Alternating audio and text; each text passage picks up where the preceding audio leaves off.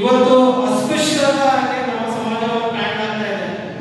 ಇಂಥ ಒಂದು ಸಂದರ್ಭದಲ್ಲಿ ಸವಿತಾ ಸಮುದಾಯದ ಬಗ್ಗೆ ಅವರ ಒಂದು ಕ್ಷೌರ ಮಾಡಲಿಕ್ಕೆ ಅವರಿಗೆ ಮನೆಗೆ ಬಾಡಿಗೆ ಕೊಡ್ತಾ ಇಲ್ಲ ಜನ. ಅವರಿಗೆ ಸರ್ಕಾರ ತಮ್ಮ ಪಂಚಾಯತಿ ವತಿಯಿಂದ ಅವರಿಗೆ ಉಚಿತವಾಗಿ ಒಂದು ಮಳಿಗೆಗಳನ್ನ ನೀಡುವಂತ ಕೆಲಸಗಳನ್ನ ಮಾಡಬಹುದು. ಇಷ್ಟೇ ಅಲ್ಲದೆ ಇವತ್ತು ನಾವು ಪ್ರವರ್ಗ 2ರಲ್ಲಿದ್ದೀವಿ. ಪ್ರವರ್ಗ 2ರಲ್ಲಿ 108 ಜಾತಿಗಳೊಂದಿಗೆ ನಾವು ಒಂದು ಪ್ರಬಲವಾದ ಸಮುದಾಯಗಳೊಂದಿಗೆ ಹೋರಾಟ ಮಾಡುವಂತ ನಾವು ಒಂದು ಪರಿಸ್ಥಿತಿಯಲ್ಲಿದ್ದೀವಿ. ಇದು ನಮಗೆ ಏನು ನ್ಯಾಯವಾಗಿ ಸಿಗಬೇಕಾದಂತ ಒಂದು ಮೀಸಲಾತಿ ಸೌಲಭ್ಯಗಳು ದೊರಕ್ತಾ ಇಲ್ಲ. ನಿಜವಾಗಿಯೂ ಬದ್ಧತೆ ಇದ್ದಿದ್ದೆ ಅದರಲ್ಲಿ ಕಾಂಗ್ರೆಸ್ ಸರ್ಕಾರಕ್ಕೆ. ಅದನ್ನು ಪ್ರವರ್ಗ ಅವರಿಗೆ ಕೇವಲ ಒಂದು ಜಾತಿ ಗಣತಿ ಮಾಡಕ್ಕಾಗಿಲ್ಲ. ಅವರು 10 ವರ್ಷದಿಂದ ಏನ್ ಕಾಂಗ್ರೆಸ್ ವರದಿ ಬಂತು ಆ ವರದಿನ ಅವರು ಕಸಪುಟ್ಟಿಗೆ ಹಾಕಿದ್ದಾರೆ.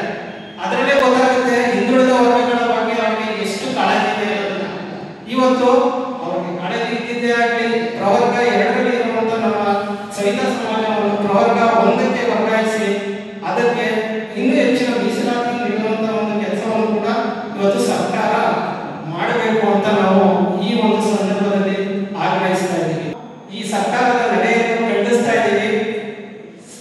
ನಮಗೆ ಈಗ ಬಂದಿರೋ ಮಾಹಿತಿ ಪ್ರಕಾರ ಅವರು ಕ್ಷಮೆ ನೀಡಿದ್ರು ಕೂಡ ಅವರ ವಿರುದ್ಧ ಪ್ರತಿಭಟನೆ ಮಾಡಬೇಕು ಎಲ್ಲ ಜಿಲ್ಲೆಗಳಲ್ಲಿ ಅಂತ ಕಾಂಗ್ರೆಸ್ ಪಕ್ಷ ಒಂದು ನಿರ್ಧಾರ ಮಾಡಿದೆ. ಆದರೆ ಅವರು ನಿಜವಾಗ್ಲೂ ಅವರ ಪ್ರತಿಭಟನೆ ಮಾಡಿದ್ದೇ ಆದಲ್ಲಿ ನಾವು ಕೂಡ ಸವಿತಾ ಸಮಾಜದ ಸಮಾನ ಮನಸ್ಕರು ಮತ್ತು ಇತರ ಕಾಯಕ ವರ್ಗದ ಮುಖಂಡರ ಒಳಗೂಡಿ ನಾವು ಪ್ರತಿ ಹೋರಾಟ ಮಾಡಬೇಕಾಗುತ್ತೆ. ಇದಕ್ಕೆ ಕೂಡ ನಮಗೆ ಸರ್ಕಾರ ಅವಕಾಶ ಮಾಡಿಕೊಡಬೇಕಾಗುತ್ತೆ ಅಂತ ಈ ಮೂಲಕ ಕೇಳ್ಕೊತಾ ಇದ್ದೀನಿ. ಸತ್ಯಾಗ್ರಹ ಮಾಡ್ತೀವಿ, ನಾವು ಅವ್ರ ಮೇಲೆ ಒಂದು ಆರಕ್ಷಕರಿಗೆ ಒಂದು ಕಂಪ್ಲೇಂಟ್ ಕೊಡುವಂತದ್ದು ಮಾಡ್ತೀವಿ ಅಂತ ಹೇಳ್ತಿದ್ದಾರೆ. ಇವಾಗ ಅದಕ್ಕೆ ಯಾವುದೇ ರೀತಿಯಾದ ಒಂದು ಕಾನೂನು ರಕ್ಷಣೆ ಇಲ್ಲ. ಅವ್ರು ಹೇಳಿದರೆ ಮಾತು ಪದ ನಿಷೇಧ ಆಗಿದೆ, ಆದರೆ ಅಟ್ರಾಸಿಟಿ ಹೇಳಿದ್ರೆ ಅದು ಬರಲ್ಲ.